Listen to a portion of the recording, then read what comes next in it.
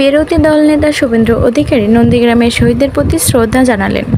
আমাদের ইন্ডিয়ার প্রতিনিধি সমরেশ রায় ও শম্পা দাসের পাঠানো ভিডিওচিত্রে থাকছে বিস্তারিত।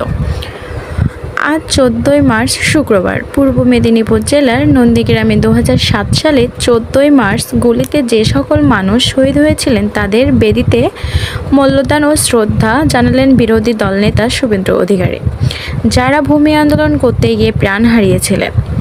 এ সময় অভিযোগ উঠেছিল তৎকালীন প্রশাসন সহ সিপিআইএমের বিরুদ্ধে। তিনি বলেন কেটেছে 1.5 শতকেরও বেশি সময়, তাও নন্দীগ্রামের শহীদ তপন বন্ধ হয়নি।